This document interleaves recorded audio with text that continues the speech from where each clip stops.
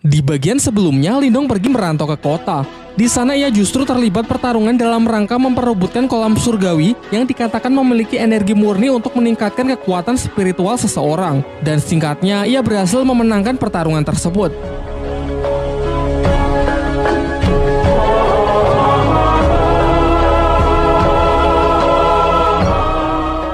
Setelah kemenangan itu, mereka bertiga masuk ke dalam kolam untuk menyerap energi spiritual sebanyak-banyaknya. Namun, dibandingkan yang lain, teknik penyerapan energi milik Lindong berjalan jauh lebih lambat. Martha pun justru menertawakannya. Dikarenakan waktu berendam yang terbatas, Martha membuat sebuah kesepakatan dengan Lindong, yaitu ia akan membantunya menyerap energi spiritual dengan cepat, dengan syarat jika sudah selesai, Lindong harus bersedia turun ke dasar kolam untuk melihat sumber energi aneh dari kolam surgawi tersebut. Tanpa pikir panjang, Lindong pun menyetujui kesepakatan yang dibuat Martha. Dan benar saja, setelah mendapatkan bantuan dari Martha, dengan sangat cepat energi mengalir deras ke dalam diri Lindong. Bahkan efek dari proses itu sampai dirasakan di atas kolam yang muncul pusaran air raksasa. Seusai proses penyerapan, sesuai kesepakatan, ia turun ke dasar kolam untuk memeriksa sumber dari energi kolam surgawi. Di bawah sana, Lindong menemukan giok iblis piton yang dalam kondisi tersegel. Pada awalnya, Lindong tak ingin mengusiknya dan berniat langsung pergi. Namun Martha berusaha membujuknya dengan mengatakan kalau ini tidak berbahaya karena iblis ini sedang terluka. Ia juga menjelaskan bahwa sumber energi spiritual yang Lindong serap sebagian tadi berasal dari mutiara yin dan yang berada di belakang jiwa iblis tersebut. Martha lalu menambahkan, jika Lindong berhasil mendapatkan mutiara tersebut, maka hanya dalam waktu singkat Lindong dapat mencapai tingkat Yuan Yin. Namun karena mutiara itu diselubungi jiwa iblis, Martha harus menghisapnya terlebih dahulu supaya Lindong bisa mengambilnya. Ia lalu menyuruh Lindong untuk mentransfer sebagian energinya agar Martha cukup kuat untuk bisa melakukannya. Ketika proses penyerapan berlangsung, tiba-tiba segel iblis itu hancur sehingga sang iblis piton kini berhasil bebas. Pertarungan pun tak terhindarkan.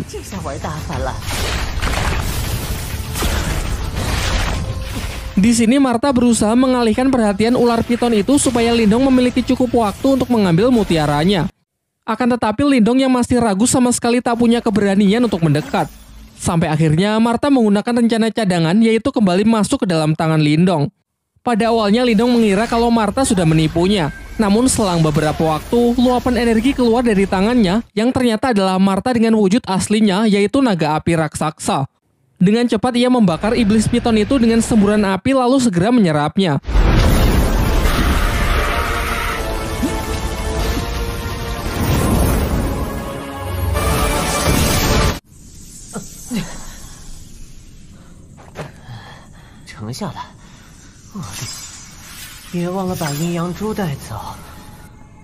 Setelah mereka semua kembali, Xiao Wanjin dan yang lainnya merasa khawatir dengan kondisi Lindong yang terlihat sangat pucat akibat penyerapan energi dari kolam surgawi yang dinilai terlalu banyak. Namun Lindong menepis kekhawatiran itu dengan mengatakan kalau dirinya baik-baik saja. Ia menegaskan asalkan ia bisa segera naik tingkat dan bisa mengalahkan Wei Tong dari Sekte Serigala Darah, apapun rela ia lakukan. Dalam pembicaraan itu, Xiao Wanjin menjelaskan bahwa Sekte Serigala Darah selama ini juga menjadi musuh bebuyutan bagi pihaknya. Terlebih lagi karena Lindong telah membantunya mendapatkan kolam surgawi, ia pun bersedia memberikan bantuan apapun. Di akhir pembicaraan, Swanshu memberikan buku langka dari pelelangan kemarin yang berisi teknik-teknik rahasia agar bisa Lindong pelajari demi mempersiapkan dirinya agar bisa menang melawan Wei Tong. Di malam harinya, Lindong mempelajari buku pemberian Swanshu untuk mengendalikan energi yang telah ia serap sebelumnya. Ia kemudian kembali masuk ke dalam dimensi rubahnya. Di sana ia melihat bayangan dirinya yang kini telah pulih. Bahkan bayangan tersebut juga telah membuka aliran energi spiritual tingkat 22 Vena. Lantas ia pun segera menirukan gerakan dari bayangan itu dan seketika ia juga berhasil membuka aliran energi spiritual tingkat 22 Vena. Sekaranglah saatnya ia mencoba mutiara yin yang ia dapat dari kolam surgawi. Pertama-tama dengan menggunakan energinya sendiri, ia mencoba memurnikan mutiara tersebut. Meskipun di percobaan pertama ia sempat gagal, sampai akhirnya dengan mengerahkan seluruh tenaganya, ia berhasil menetralkan mutiara itu yang kemudian langsung ia telan.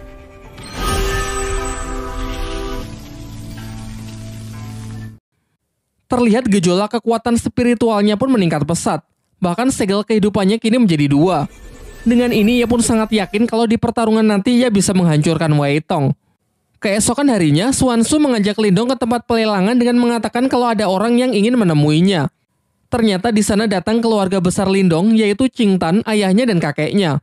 Setelah Xuan Su pergi, sang kakek tiba-tiba menyerang Lindong dengan maksud menguji sudah sejauh mana kekuatan cucunya tersebut.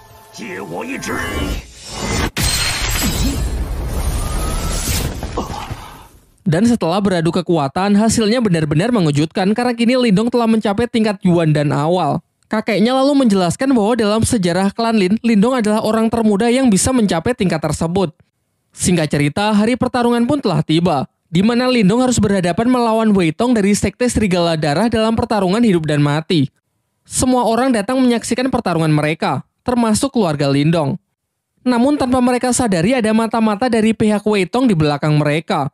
Ketika nama mereka disebut, Lindong dan Wei Tong segera memasuki arena. Superhero landing. Di sini Wei Tong cukup terkejut melihat peningkatan kekuatan Lindong yang juga sudah mencapai tingkat Yuan dan awal. Wei Tong lalu maju untuk memulai serangannya yang dengan cepat langsung disambut dengan baik oleh Lindong. Sayangnya peningkatan kekuatan Wei Tong juga tak kalah mengesankan. Ia berhasil menekan Lindong hingga hampir jatuh keluar arena. Namun ternyata arena pertarungan mereka dilindungi semacam penghalang dari energi mental yang mencegah para petarung melarikan diri.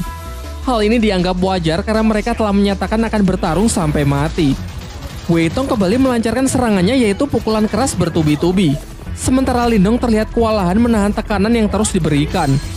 Sejauh ini nampaknya Wei Tong lah yang menguasai jalannya pertempuran. Teknik demi teknik Lindong lancarkan akan tetapi sama sekali tak berefek. Ialah yang justru menerima pukulan mentah dari Wei Tong yang tepat mengarah ke dadanya. Terdengar sorak dari para penonton yang meragukan Lindong membuat pihaknya semakin cemas kalau Lindong tak akan mampu bertahan.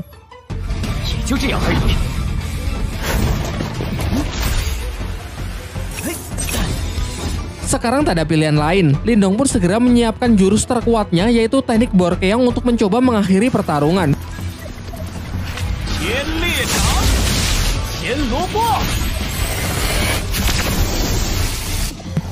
Sebenarnya serangan Lindong ini bisa saja mengalahkan Wei Tong. Namun Wei Tong menggunakan cara licik dengan menyuruh mata-matanya menyandera Qing Tan sehingga membuat Lindong kehilangan konsentrasinya. Sementara kakek Yanda berusaha membantu dengan mencoba mendekati mata-mata tersebut. Di arena, Lindong benar-benar tidak bisa fokus bertarung karena melihat adiknya dalam bahaya. Alhasil serangan-serangan Wei Tong pun banyak yang masuk.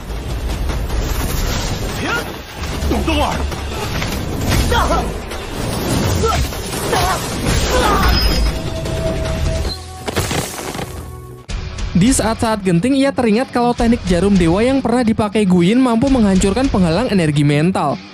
Kemudian ia kembali mengeluarkan jurus Borkeong untuk berpura-pura menyerang Wei Tong, namun sebenarnya ia menyelinapkan jarum dewa untuk menembus penghalang spiritual arena demi menolong Qing Tan.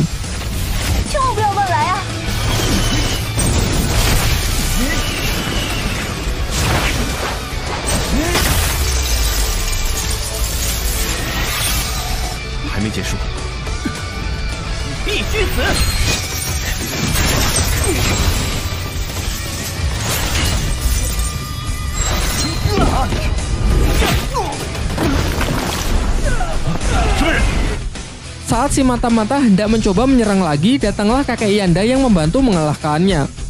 Kini setelah adiknya berhasil selamat, Lindong pun bisa kembali fokus bertempur melawan Wei Tong dengan emosi yang benar-benar telah mencapai puncaknya.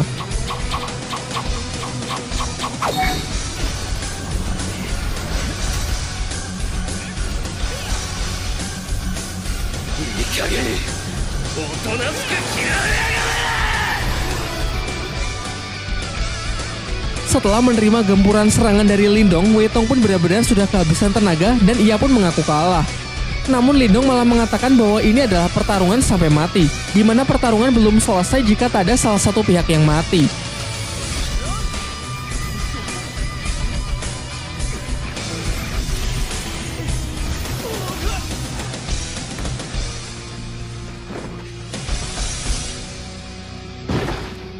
Cerita kemudian loncat ke beberapa bulan setelahnya. Karena kemenangan Lindong dari Sekte Serigala Darah, klan Lin kini menjadi sangat terkenal di seluruh penjuru kota. Selain itu, klan Lin juga telah bersekutu dengan rumah pelelangan milik Xia Wanjin. Sementara itu, Lindong berada di tempat kakek Yanda untuk minum teh bersama dengan saling menggunakan telekinesis untuk menuangkan teh ke dalam gelas. Setelah itu kakek Yanda menjelaskan kalau menurutnya kekuatan mental milik Lindong mungkin setara dengan miliknya, yakni kekuatan mental tingkat 4. Ia kemudian berpesan agar Lindong terus meningkatkannya karena di dunia ini masih ada tingkat yang jauh lebih tinggi lagi yang bahkan kakek Yanda tak punya kesempatan untuk mencapainya. Scene beralih di sebuah pegunungan yang memperlihatkan seorang pria dengan sebuah pedang di tangannya. Pria ini memiliki kekuatan mental yang sangat kuat. Diperlihatkan menggunakan tebasan pedangnya, ia mampu membelah gunung tanpa melukai kupu-kupu yang melewati jalur serangannya. Setelah itu, ia dihampiri oleh seekor burung pembawa pesan yang membawakan surat berisi sesuatu mengenai makam Nirwana. Di tempat lain, seorang wanita yang terlihat berjalan di atas air mendapatkan pesan yang serupa dari sebuah bunga teratai. Nah, dengan ini season 1 yang berisi 12 episode sudah berakhir, teman. Nggak perlu di-request, nanti pasti akan saya lanjutkan ke season 2-nya. Jadi itu saja, sampai jumpa di video selanjutnya.